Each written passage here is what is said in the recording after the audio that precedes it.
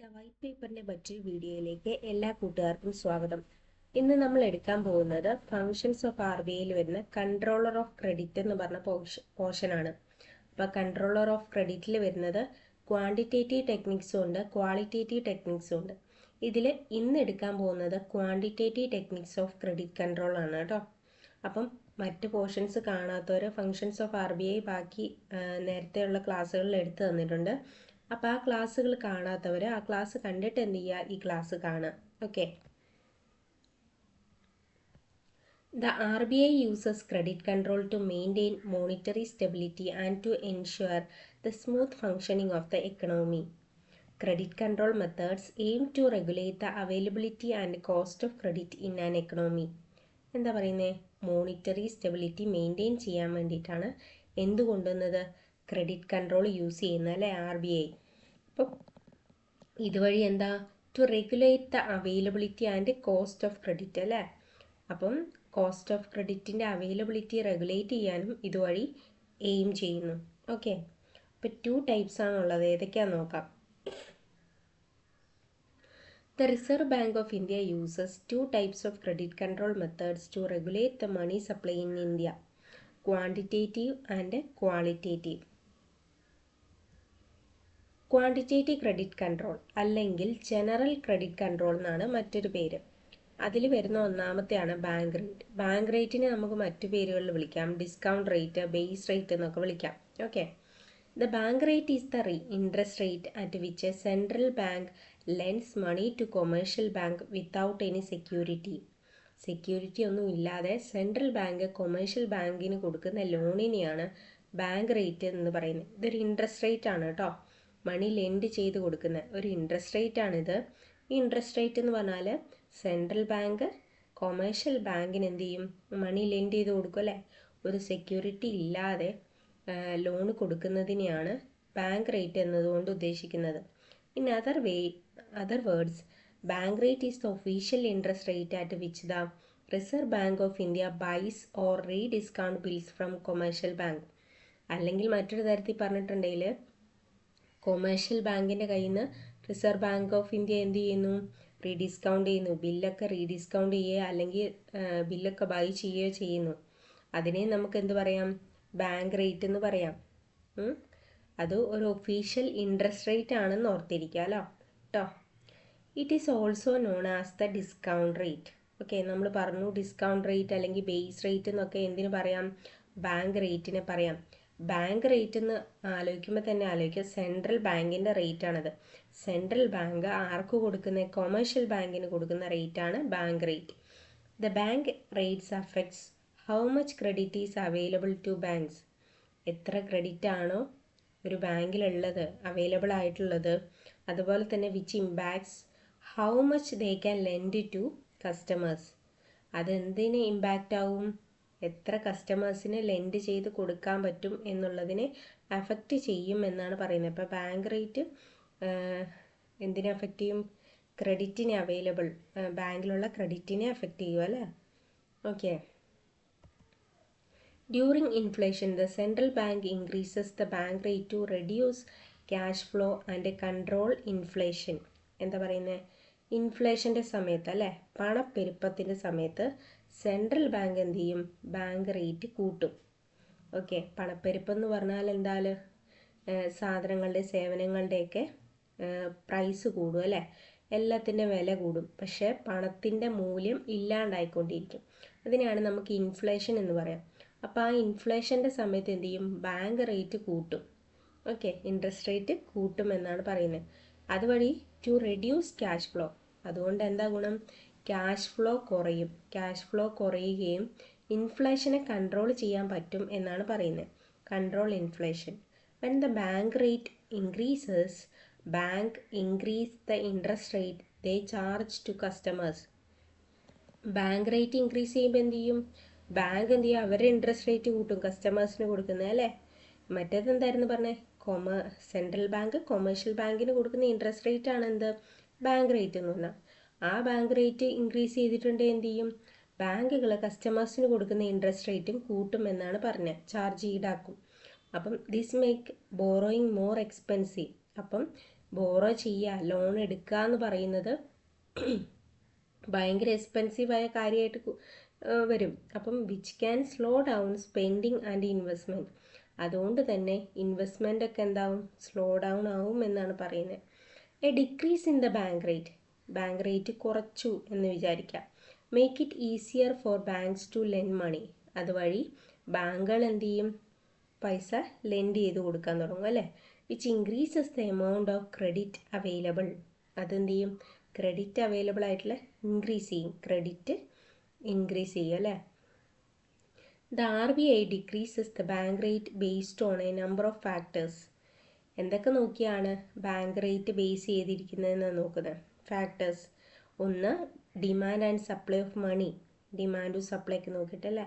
Demand and supply of money, inflation, physical deficit. ഈ 3 കാര്യങ്ങളാട്ടോ bank റേറ്റിനെ ബേസ് ചെയ്തിരിക്കുന്ന factors.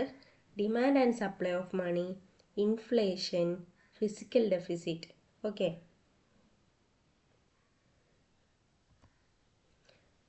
The bank rate is usually higher than the repo rate. Okay. എന്താ പറയുന്നത്, bank rate എന്ന് പറഞ്ഞാൽ റിപ്പോ റേറ്റിനെക്കാട്ടിലും കൂടുതലായിരിക്കും എന്നാണ് പറയുന്നത്. In India, section 49 of the reserve bank of India act 1934 deals with the publication and definition of the bank rate. അപ്പോൾ എന്താ പറയുന്നത്, ബാങ്ക് റേറ്റിനെ കുറിച്ച് പറയുന്നത്, ഡിഫൈൻ ചെയ്യുന്നത് ഏത് സെക്ഷനിലാണ്? RBI ആക്ടിൻ്റെ സെക്ഷൻ 49 മറന്നു പോകരുത് കേട്ടോ, അത് ക്വസ്റ്റ്യൻ വരാം, പ്രീവിയസ് ഇയർ ക്വസ്റ്റ്യൻ ആണ്. സെക്ഷൻ 49 എന്തിനെക്കുറിച്ച് പ്രതിപാദിക്കുന്നത്? Publication and definition of the bank rate. Okay. ഇതെന്താണ്, higher than the repo rate ആണ് കേട്ടോ. ഇനി അടുത്ത നമ്മളിപ്പോൾ എന്താ പറഞ്ഞുകൊണ്ടിരിക്കുന്നത്? ക്വാണ്ടിറ്റേറ്റീവ് ടെക്നിക്സ് ആണ് അല്ലേ. അപ്പോൾ അതിൽ രണ്ടാമത്തെയാണ് ഓപ്പൺ മാർക്കറ്റ് ഓപ്പറേഷൻ, OMO എന്ന് പറയും, ഓപ്പൺ മാർക്കറ്റ് ഓപ്പറേഷൻ. ഇനി open market operations are a key tools central bank use to control money supply and interest rate. Money supply, interest rate ഒക്കെ കൺട്രോൾ ചെയ്യാനുള്ള ഒരു ടൂളായിട്ടാണ് എന്ത്, ഓപ്പൺ മാർക്കറ്റ് ഓപ്പറേഷനെ കാണുന്നത്. Okay. Open market operations refers to the buying and selling of government securities and other eligible securities such as bills and securities of private concerns by the central bank in the open market. എന്താ പറയുന്നത്, security വാങ്ങുകയും വിൽക്കുകയും ചെയ്യാം. Government securities അല്ലെങ്കിൽ വല്ല private കൺസേണിൻ്റെ ഒക്കെ eligible ആയിട്ടുള്ള സെക്യൂരിറ്റീസൊക്കെ വാങ്ങുകയും വിൽക്കുകയും ചെയ്യുകയാണ് ഓപ്പൺ മാർക്കറ്റിൽ. ആര്? Central bank. ഓക്കെ. അപ്പോൾ സെൻട്രൽ ബാങ്ക് എന്ത് ചെയ്യുന്നു, buying and selling of government securities and other eligible securities such as bills and securities of private concerns by the central bank in the open market. Okay അല്ലേ. ഇനി during inflation the central bank sells securities. എന്താ പറയുന്നത്, പണപ്പെരുപ്പത്തിൻ്റെ സമയത്ത്, ഇൻഫ്ലേഷൻ്റെ സമയത്ത് central bank എന്ത് ചെയ്യുന്നു, സെക്യൂരിറ്റികൾ വിൽക്കും. അപ്പോൾ എന്താ, കൂടുതൽ പൈസ കിട്ടില്ലേ. എന്താ പറഞ്ഞത്, പണപ്പെരുപ്പം എന്ന് പറഞ്ഞാൽ സാധനങ്ങൾക്ക് സേവനങ്ങൾക്കൊക്കെ വില കൂടുന്ന ടൈമല്ലേ. അപ്പോൾ എന്ത് ചെയ്യും, സെക്യൂരിറ്റീസ് സെല് ചെയ്യും. It reduces the money supply. അപ്പോൾ എന്ത് ചെയ്യും, മണി സപ്ലൈ കുറയും. Lending to higher interest rate. Interest rate കൂടും എന്നാണ് പറയുന്നത്. At the time of deflation, ഇൻഫ്ലേഷൻ്റെ ഓപ്പോസിറ്റ്, ഡിഫ്ലേഷൻ സംഭവിക്കുന്ന സമയത്ത് സെൻട്രൽ ബാങ്ക് എന്ത് ചെയ്യും, സെക്യൂരിറ്റീസ് വാങ്ങല്ലേ, സാധനങ്ങളുടെയൊക്കെ വില കുറയും. അപ്പോൾ എന്ത് ചെയ്യും, സെക്യൂരിറ്റി വാങ്ങും. It injects money into the economy. അതെന്ത് ചെയ്യും, ഇക്കണോമിയിലേക്ക് മണി വരാനുള്ള കാരണം മണി സപ്ലൈ ഉണ്ടാവും എന്നാണ് പറയുന്നത്. Increasing the money supply and lowering interest rate. അതെന്ത് ചെയ്യും, ഇൻട്രസ്റ്റ് റേറ്റ് കുറയ്ക്കുകയും മണി സപ്ലൈ കൂട്ടുകയും ചെയ്യും. ഓക്കെ. അടുത്തതാണ് variable cash reserve ratio, CRR അല്ലേ, cash reserve ratio. CRR is a key tool for central bank to implement monetary policy and manage credit creation. The cash reserve ratio is the percentage of deposits that scheduled commercial banks are required to hold as reserve with the central bank. എന്താ പറയുന്നത്, CRR എന്ന് പറഞ്ഞാൽ നമ്മൾ എന്ത് ചെയ്യണം, scheduled commercial ബാങ്കുകൾ അവരുടെ ഡെപ്പോസിറ്റിൻ്റെ ഒരു പെർസെൻറ്റേജ് എന്ത് ചെയ്യണം, റിസർവായിട്ട് സെൻട്രൽ ബാങ്കിൽ ഹോൾഡ് ചെയ്തിരിക്കണം എന്നാണ് പറയുന്നത്. ഓക്കെ, മനസ്സിലായോ? The percentage of deposit that scheduled commercial banks R required to hold as reserve with the central bank. When there is inflation, the central bank increases CRR. എന്താ പറയുന്നത്? ഇപ്പം എന്താ CRR എന്ന് പറഞ്ഞാൽ എന്താണ്? കൊമേഴ്ഷ്യൽ ബാങ്കുകൾ, ഷെഡ്യൂൾഡ് കൊമേഴ്ഷ്യൽ ബാങ്കുകൾ എന്ത് ചെയ്യണം? ഷെഡ്യൂൾഡ് എന്ന് പറഞ്ഞാൽ എന്താ? ഷെഡ്യൂൾഡ് കൊമേഴ്ഷ്യൽ ബാങ്കുകൾ എന്ന് പറഞ്ഞാൽ RBIൻ്റെ സെക്കൻഡ് ഷെഡ്യൂളിൽ വരുന്നതാണ് ഷെഡ്യൂൾഡ് കൊമേഴ്ഷ്യൽ ബാങ്കുകൾ കേട്ടോ. അപ്പം അങ്ങനെ വരുന്ന ബാങ്കുകൾ എന്ത് ചെയ്യണം? അവരുടെ ഡെപ്പോസിറ്റിൻ്റെ ഒരു പെർസെൻറ്റേജ് റിസർവായിട്ട് RBIയിൽ സൂക്ഷിക്കണം. അത്രേ ഉള്ളൂ, RBIയിൽ റിസർവായിട്ട് സൂക്ഷിക്കണം. അപ്പം വെൻ ദർ ഈസ് ഇൻഫ്ലേഷൻ, പണപ്പെരുപ്പം വരുന്ന സമയത്ത് സെൻട്രൽ ബാങ്ക് CRR കൂട്ടും, ഇൻക്രീസ് ചെയ്യിക്കും. Central bank increases CRR, requiring commercial banks to keep a larger percentage of their deposit with the central bank, thereby increasing the money supply and cooling down the economy. എന്താ പറഞ്ഞത്? ഇൻഫ്ലേഷൻ്റെ സമയത്ത് CRR increase ചെയ്യുമെന്ന് പറഞ്ഞാൽ, CRR എന്ന് പറഞ്ഞാൽ എന്താണെന്ന് ആദ്യം മനസ്സിലാക്കണം. CRR എന്ന് പറഞ്ഞാൽ എന്താ? കൊമേഴ്ഷ്യൽ ബാങ്കുകൾ, അല്ലെ, ഷെഡ്യൂൾഡ് കൊമേഴ്ഷ്യൽ ബാങ്കുകൾ ഡെപ്പോസിറ്റിൻ്റെ ഒരു പെർസെൻറ്റേജ് റിസർവ് ആക്കിയിട്ട് സെൻട്രൽ ബാങ്കിൽ വെക്കണം എന്ന് പറഞ്ഞു. അതെന്ത് ചെയ്യും? കൂട്ടുമെന്നാണ് പറയുന്നത്. അത് അങ്ങനെ ചെയ്യുമ്പം നമ്മുടെ മണി സപ്ലൈ കുറയുകയും എക്കണോമി കൂൾ ഡൗൺ ആവുകയും ചെയ്യും എന്നാണ് പറയുന്നത്. ഓക്കെ, ഇനി when there is economic slow down ഉണ്ടാകുന്ന സമയത്ത് സെൻട്രൽ ബാങ്ക്സ് ലോവർ CRR കുറയ്ക്കും. അപ്പം എന്താ? To encourage lending and stimulate growth. അപ്പം CRR കുറയ്ക്കുന്ന സമയത്ത് നമുക്ക് എന്ത് ചെയ്താൽ മതി? കുറച്ച് മാത്രം കൊമേഴ്ഷ്യൽ ബാങ്കുകൾക്ക് സെൻട്രൽ ബാങ്കിൽ റിസർവ് ആക്കി വെച്ചാൽ മതി. അപ്പം അത്രയും പൈസയും കൂടെ നമുക്ക് എന്ത് ചെയ്യാം? ലോണായിട്ട് കൊടുക്കാൻ പറ്റും, അല്ലെ, കസ്റ്റമേഴ്സിന്. അതുകൊണ്ട് തന്നെ എൻകറേജ് ലെൻഡിങ്ങിന് എൻകറേജ് ചെയ്യുന്നു, ഗ്രോത്ത് ഉണ്ടാവാൻ ഹെൽപ്പ് ചെയ്യുന്നു എന്നാണ് പറയുന്നത്. Cash reserve ratio is governed by section 42(1) subsection 1 of RBI act. Scheduled commercial ബാങ്കുകളുടെ കാര്യമാണ് പറഞ്ഞത്. ഷെഡ്യൂൾഡ് കൊമേഴ്ഷ്യൽ ബാങ്കുകളുടെ കേസിൽ, അതായത് ക്യാഷ് റിസർവ് റേഷ്യോനെ കുറിച്ച് പറയുന്നത് സെക്ഷൻ 42 സബ്സെക്ഷൻ 1 ഓഫ് RBI ആക്ടിലാണ് കേട്ടോ. ഇനി നമ്മൾ വേറൊരെണ്ണം പഠിച്ചായിരുന്നു, ബാങ്ക് റേറ്റിനെ കുറിച്ച് പറയുന്നത് ഏതാ? റിസർവ് ബാങ്ക് ഓഫ് ഇന്ത്യയുടെ സെക്ഷൻ 49 എന്ന് പറഞ്ഞ ആക്ടിലാണ് കേട്ടോ, സെക്ഷനിലാണ് വരുന്നത്. ഇനി ഇപ്പം നമ്മൾ ഷെഡ്യൂൾഡ് ബാങ്കുകളുടെ കാര്യമാണ് പറഞ്ഞത്. നോൺ ഷെഡ്യൂൾഡ് ബാങ്കിലും ഇങ്ങനെ ഓർമ്മയുണ്ട് CRRനെ കുറിച്ച്. അപ്പോൾ CRR of non scheduled bank deals with section 18 of BR act. ഇതൊക്കെ പഠിച്ചിരിക്കുക, അതൊക്കെ പ്രീവിയസ് ഇയർ ക്വസ്റ്റ്യൻ ആണ്. ഈ റെഡ് കളറിൽ ഹൈലൈറ്റ് ചെയ്തിട്ടിരിക്കുന്ന സെക്ഷൻ 42 സെക്ഷൻ 18 ഒക്കെ മാറിപ്പോവാനും ചാൻസ് ഉണ്ട്, അതുകൊണ്ട് പഠിച്ചിരിക്കുക. ഇനി അപ്പോൾ സെക്ഷൻ 18 എന്ത്? Non scheduled bank. ഷെഡ്യൂൾഡ് ബാങ്കുകളെ കുറിച്ചാണെങ്കിൽ സെക്ഷൻ 42 സബ്സെക്ഷൻ 1. ഇനി statutory liquidity ratio SLR. Statutory liquidity ratio is the minimum percentage of deposit that a commercial bank must maintain in liquid asset such as cash, gold or other securities. ഇപ്പം നമ്മൾ CRR എന്താണെന്നാണ് പറഞ്ഞത്? ഡെപ്പോസിറ്റിൻ്റെ ഒരു percentage central ബാങ്കിൽ deposit ചെയ്യണമെന്ന് പറഞ്ഞല്ലേ. പക്ഷെ ഇവിടെ പറയുന്നത് കൊമേഴ്ഷ്യൽ ബാങ്കുകൾ ഡെപ്പോസിറ്റിൻ്റെ ഒരു പെർസെൻറ്റേജ്, ചെറിയൊരു ഡിഫറൻസ് ഉള്ളൂ, അത് തന്നെ, ഡെപ്പോസിറ്റിൻ്റെ ഒരു പെർസെൻറ്റേജ് റിസർവായിട്ട് ഹോൾഡ് ചെയ്യണം. പക്ഷെ അത് സെൻട്രൽ ബാങ്കിൽ ഹോൾഡ് ചെയ്യേണ്ട ആവശ്യമില്ല, അവർ തന്നെ സൂക്ഷിക്കുക. റിസർവായിട്ട് കൊമേഴ്ഷ്യൽ ബാങ്കുകൾ തന്നെ സൂക്ഷിക്കാനാണ് പറയുന്നത്. Commercial banks maintain SLR deposits themselves not with the reserve bank of India. റിസർവ് ബാങ്ക് ഓഫ് ഇന്ത്യയിൽ സൂക്ഷിക്കേണ്ട ആവശ്യമില്ല, അവർ സ്വന്തമായിട്ട് സൂക്ഷിക്കുക എന്നാണ് പറയുന്നത്.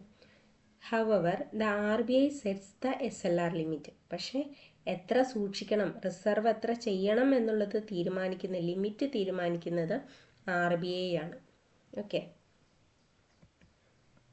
For computation and maintenance of SLR, banks have to report their latest net demand and time liabilities.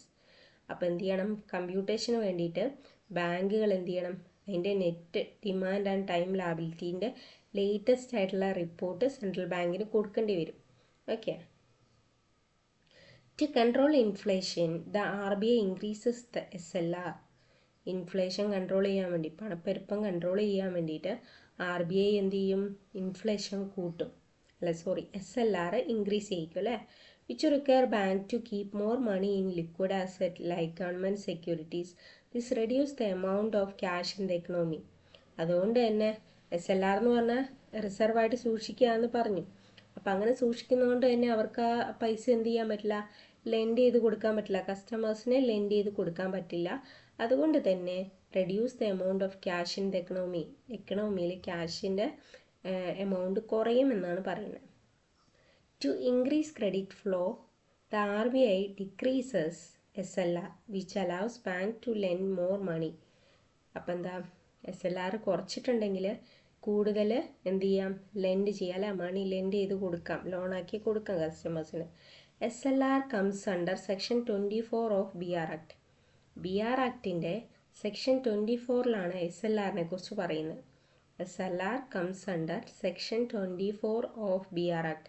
പഠിച്ചിരിക്കാട്ടോ. SLR 24. എസ്സും ഈ രണ്ടും ഓർത്തിരിക്കുക. എസ്സും രണ്ടും ഏകദേശം കണക്ട് ചെയ്ത് പഠിക്കുക. അപ്പം SLR എന്ന് പറഞ്ഞാൽ 24. ഇനി മറ്റേത് ഏതൊക്കെയായിരുന്നു? 42 സബ്സെക്ഷൻ 1 എന്തായിരുന്നു? CRR ആണ് അല്ലേ? ഷെഡ്യൂൾഡ് ബാങ്കിൻ്റെ CRRനെ കുറിച്ചാണ് 42(1) പറയുന്നത്. അതുപോലെ നോൺ ഷെഡ്യൂൾഡ് ബാങ്ക് ആണെങ്കിലോ? നോൺ ഷെഡ്യൂൾഡ് ആണെങ്കിൽ സെക്ഷൻ 80. ഓക്കെ. അപ്പോൾ ഇത്രേ ഉള്ളൂ എന്ത് നമ്മളിപ്പോൾ എടുത്ത quantitative techniques of credit control. ഇനി നമുക്ക് അടുത്തത് qualitative techniques of credit control എടുക്കാണ്ട്. അപ്പം ക്വാണ്ടിറ്റേറ്റീവ് ടെക്നിക്സ് എന്ന് പറഞ്ഞാൽ എന്താ? ജനറൽ ക്രെഡിറ്റ് കൺട്രോൾ മെഷേഴ്സ് അല്ലേ? ജനറൽ ക്രെഡിറ്റ് കൺട്രോൾ അതിൽ വരുന്നതാണ് bank rate, open market operation, variable cash reserve ratio, statutory liquidity ratio, ഇത്രയും കാര്യങ്ങൾ. അപ്പോൾ ഇത്രയും നല്ലോണം പഠിക്കുക. അപ്പോൾ ഓക്കെ, താങ്ക് യു. നെക്സ്റ്റ് ക്ലാസ്സിൽ കാണാം.